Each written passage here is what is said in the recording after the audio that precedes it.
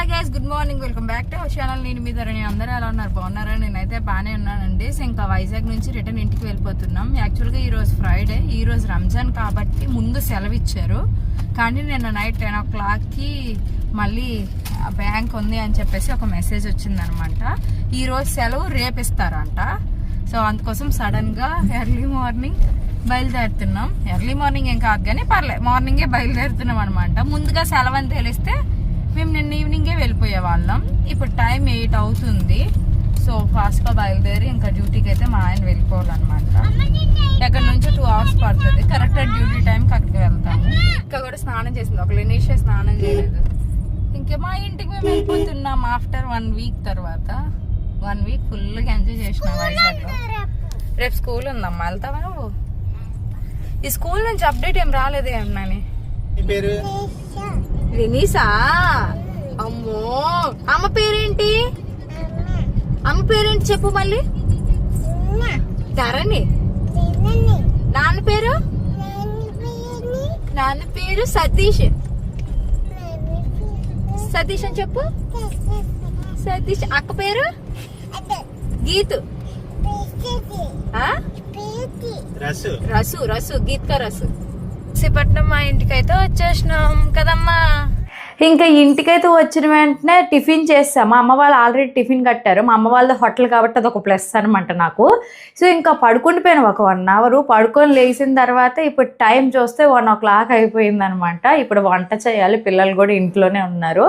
So ఈ మధ్య వంట అన్న విషయానికి వచ్చేసరికి మాత్రం ఎంతోమంది ప్రాబ్లం ఫేస్ చేస్తున్నారు గ్యాస్ గురించి. ఈ మధ్య గ్యాస్ దొరకట్లేదు. మనకి ఎల్పిజి షార్టేజ్ విషయం మీ అందరికీ కూడా తెలిసిందే. ఎల్పిజి గ్యాస్కి బదులుగా ఇంకొక ప్రొడక్ట్ అయితే తీసుకొచ్చారనమాట. మనం గ్యాస్ లేకపోయినా కూడా వంట చేసేసుకోవచ్చు. కుకింగ్ కూడా నేను ఈరోజు ఇందులోనే చేద్దాం అనుకుంటున్నా. సో ఇదే అనమాట అగర్వాల ఎలక్ట్రిక్ మల్టీ కుక్కర్ అనమాట, రీగల్ బ్రాండ్. సో ఇది వచ్చేసరికి మెయిన్ యూనిట్ అనమాట. ఒక గ్లాస్ లిడ్ కూడా ఇచ్చారు, చాలా స్ట్రాంగ్ గా ఉంది, బాగుంది. అండ్ మనకి చిన్న నాజిల్ కూడా ఇక్కడ వచ్చింది. ఒక మెజరింగ్ కప్ కూడా ఇచ్చారు, ఒక స్పూను, కుకింగ్ పాట్ కూడా ఇచ్చారు. ఈ కుకింగ్ పాట్ అయితే చాలా బాగుందండి. ఇందులో రైస్ కానీ బిర్యానీ కానీ ఏ కర్రీస్ అయినా కూడా వండుకోవచ్చు. అలానే మనకి మాన్యువల్ కూడా ఒకటి ప్రొవైడ్ చేశారు. కూలింగ్ హ్యాండిల్స్ అయితే ఇచ్చారు మనకి. ఒకవేళ కూర వండుతున్నప్పుడు ఇవి పట్టుకున్నా కూడా మనకి ఏం అవ్వదంట. అలానే మనకి ఈ వైర్ లెంత్ కూడా కొంచెం పెద్దగానే ఉంది, పెట్టుకోవచ్చు. సో ఇప్పుడైతే వంట స్టార్ట్ చేసేద్దాం. ఈ రోజు అయితే ఎగ్ పలావ్ చేద్దాం అనుకుంటున్నా, చూద్దాం ఎలా వస్తుందో. ఓకే, నేనైతే ముందుగా బిర్యానీ కోసం అన్ని రెడీ చేసి పెట్టుకున్నాను అనమాట. ఆనియన్స్, టమాటీ, పచ్చిమిర్చి, కరివేపాకు, కొత్తిమీర, బిర్యానీ సామాన్లు, అలానే ఎగ్స్ కూడా బాయిల్ చేసి ఉంచేసాను. అయితే వేసేద్దాం. ఇదిగోండి, స్విచ్ చేసినంటే మనకి రెడ్ లైట్ వెలిగింది అనమాట కుక్ అని. సో ఇప్పుడు వచ్చేసరికి మనం హీట్ని అడ్జస్ట్ చేసుకుందాం. హై కానీ మీడియం కానీ ఏదైనా పెట్టుకోవచ్చు. సో నేనైతే మీడియం పెడుతున్నా. ఇంక ఈ కుకింగ్ పాట్లో ఆయిల్ వేసుకొని ఎగ్స్ అయితే ఫస్ట్ వేపేద్దామని చెప్పేసి పసుపు, ఉప్పు, కారం వేసేసుకొని బాగా వేపించుకుంటున్నాను అనమాట. అదే కుకింగ్ పాట్లోని ఇంకా బిర్యానీ స్పైసెస్ అన్నీ వేసుకొని ఆనియన్స్ ముందుగా కట్ చేసి అవి కూడా వేసుకొని పచ్చిమిర్చి, కరివేపాకు, అల్లం వెల్లుల్లి పేస్ట్ వేసుకొని బాగా ఫ్రై చేసేసుకున్నాను అనమాట. కొంచెం సేపు మూత పెట్టిన తర్వాత ఇంకా టమాటీలు, కొత్తిమీర కూడా వేసుకున్నాను. ఇప్పుడైతే టెంపరేచర్ని కొంచెం మీడియంలో పెడుతున్నాను అనమాట. అంటే మరీ హై అయితే మాడిపోతుంది కదా, అందుకోసం. తర్వాత దీనికి గరం మసాలా, కారం, ధనియా పౌడర్ అన్నీ వేసేసి బాగా మిక్స్ చేసుకున్న తర్వాత కర్డ్ కూడా వేసుకున్నాను.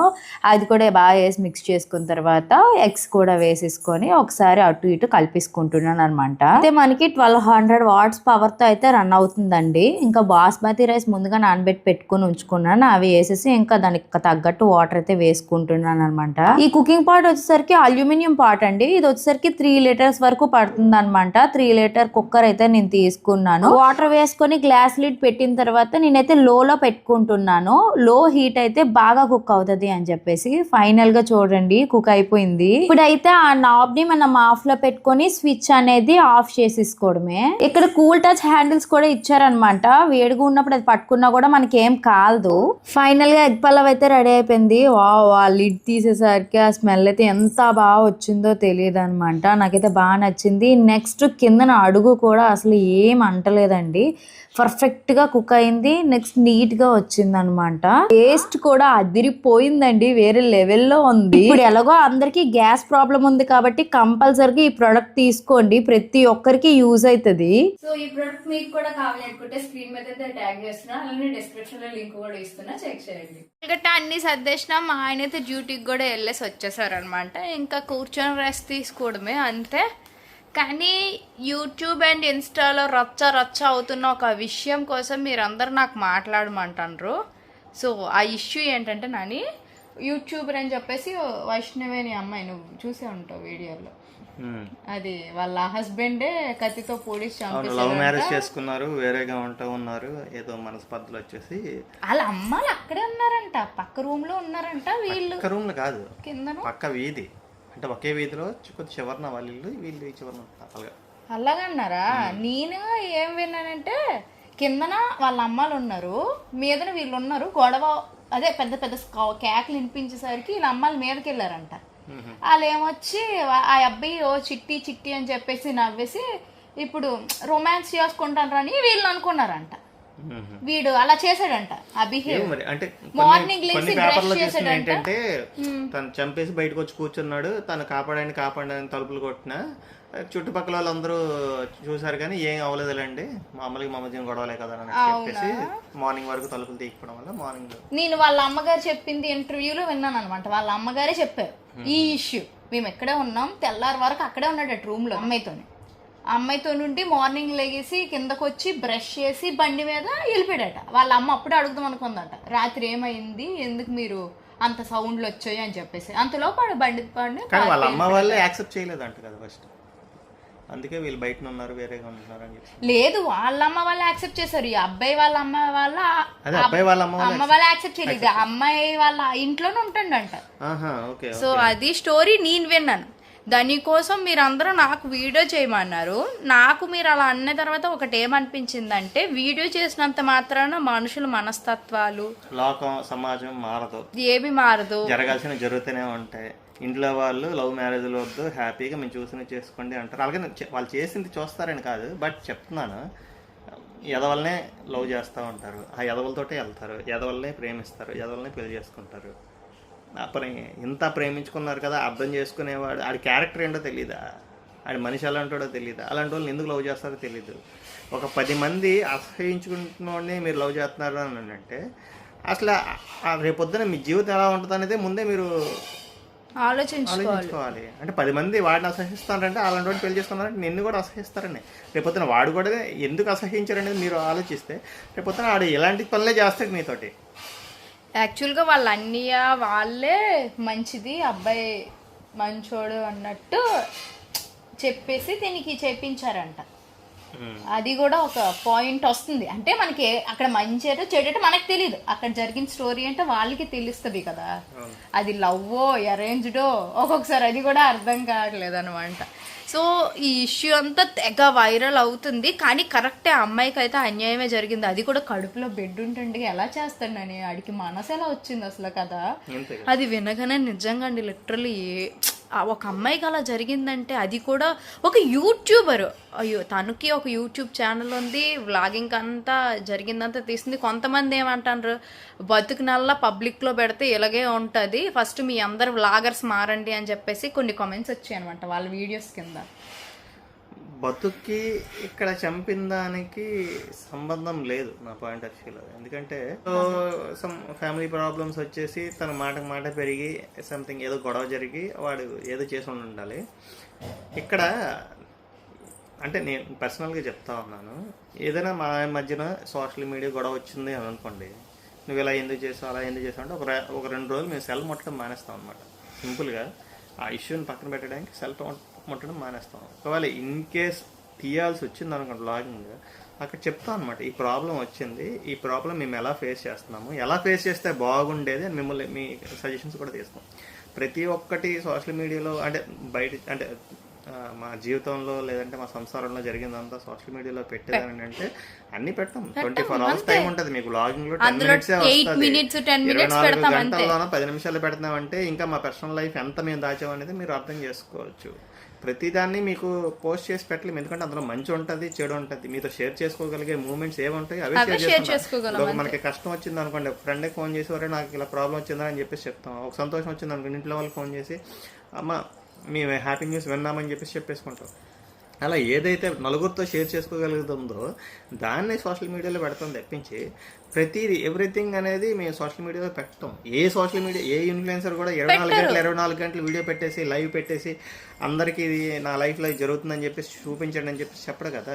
మీరు ఎవరిదైనా వ్లాగింగ్ తీసుకోండి, 24 గంటలు ఆ 10 నిమిషాలు 20 నిమిషాలు లేదా ఒక 30 మినిట్స్ అంటే వాళ్ళ లైఫ్లో జరిగిన ఒక ద బెస్ట్ మూమెంట్స్ లేదా ది వరస్ట్ మూమెంట్స్ మీతో షేర్ చేసుకోగలిగి మాత్రమే మీతో షేర్ చేసుకుంటారు. ప్రతి ఒక్కరు సింపుల్గా కామెంట్ పెట్టడం ఈజీ. మీ సోషల్ మీడియా ఇన్ఫ్లుయెన్సర్స్ అందరూ మీ సంసారాన్ని అంతా ఇదిలో పెట్టేస్తారు.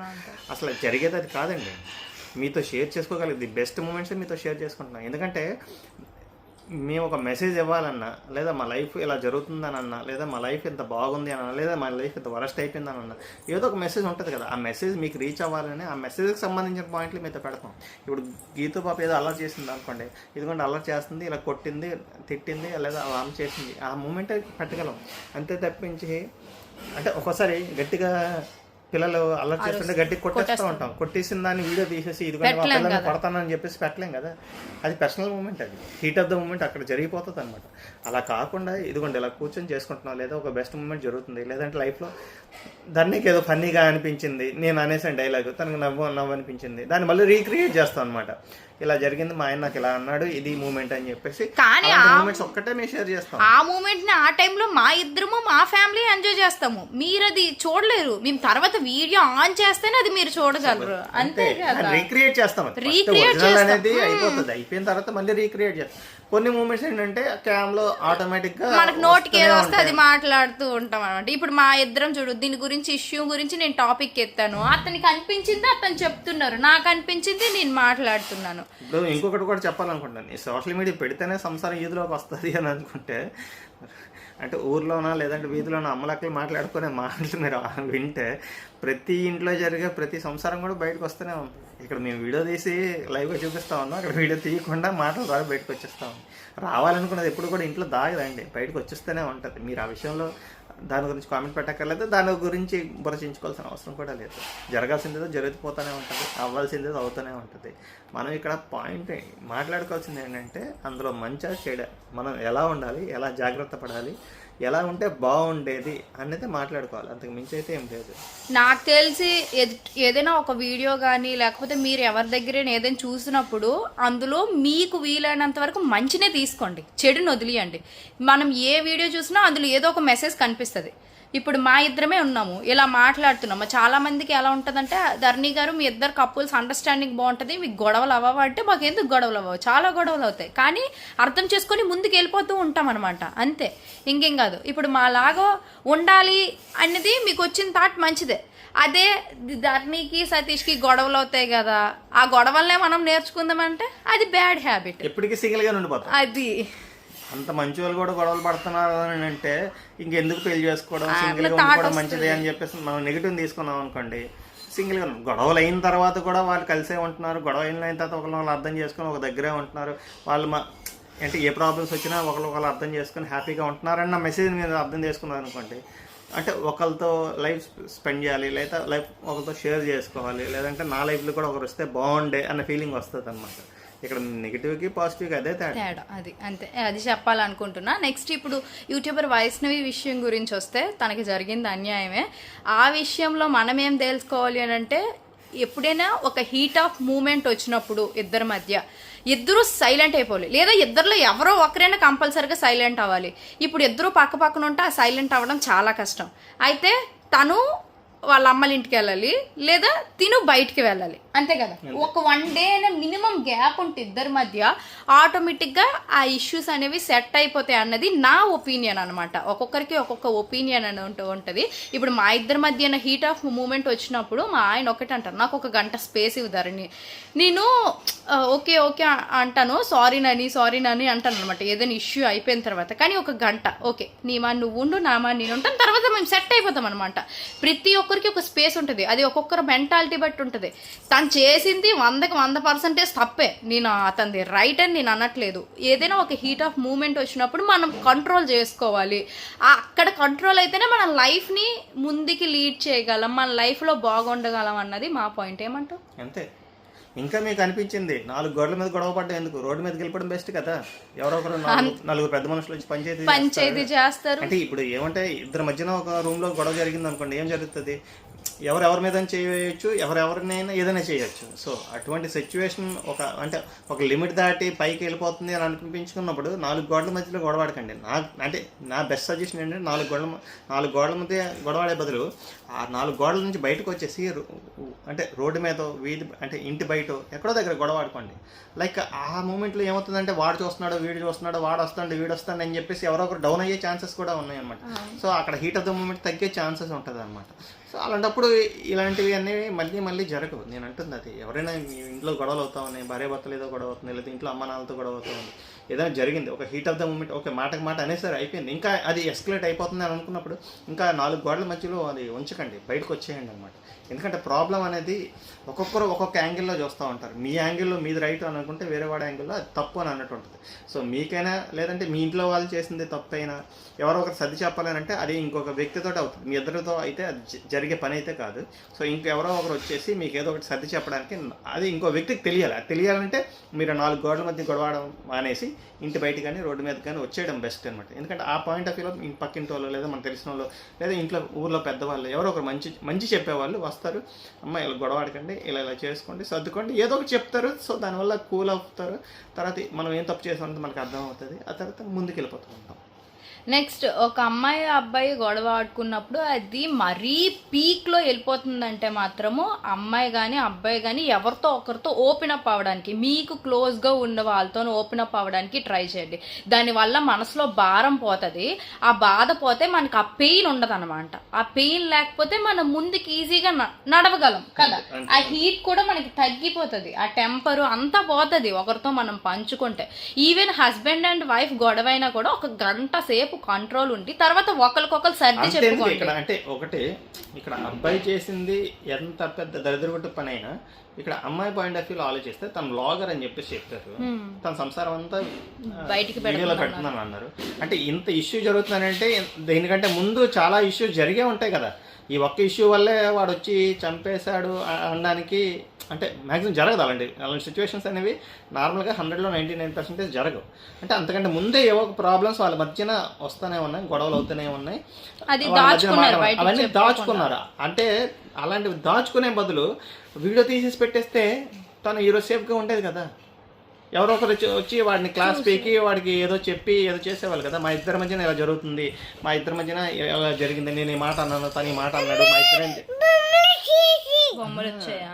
ఇలా జరిగిందని చెప్పి తను వీడియో పెట్టుంటే ఎవరో మంచి చేసేవాళ్ళు లేదా తిని పాయింట్ ఆఫ్ వ్యూలో చేసింది తప్ప లేదా వాడు చేసిందో తప్ప అని చెప్పేసి అంతకు ముందే ఎవరో ఒకరు హెచ్చరించేవాళ్ళు, ఈ ప్రాబ్లం అనేది రాకుండా చేసేవాళ్ళు. అందుకనండి షేరింగ్ ఈజ్ కేరింగ్ అంటారు కదా. మీరు ఎప్పుడైతే ప్రాబ్లమ్ని షేర్ చేసుకుంటారో మీకు కేరింగ్ అనేది వస్తుంది. లేదా నేను ఒక్కదాన్నే భరిస్తాను, ఒక్కదాన్నే చేసుకుంటాను అంటే మాత్రం ఇప్పుడున్న సిచ్యువేషన్ వస్తుంది. సో అది అందరూ మంచిగా ఉండండి, అందరూ హ్యాపీగా లైఫ్ని ఎంజాయ్ చేయడానికి ట్రై చేయండి. గొడవలు సమస్యలు ప్రతి ఒక్కరి జీవితంలో వస్తూనే ఉంటాయి, కానీ అన్నిటినీ దాటుకొని ముందుకెళ్తేనే జీవితం. కానీ మనకు ఉన్నది చాలా చిన్న జీవితం, ఆ చిన్న జీవితంలో వీలైనంత వరకు హ్యాపీ మూమెంట్స్ని పంచుకోవడానికి ట్రై చేయండి, అది అందరితో కూడా. అదే నేను చెప్పాలనుకుంటున్నాను. సో మళ్ళీ నెక్స్ట్ వ్లాగ్లో అయితే కలుద్దాం. నేను బాయ్ చెప్పినాను. Bye, thank you.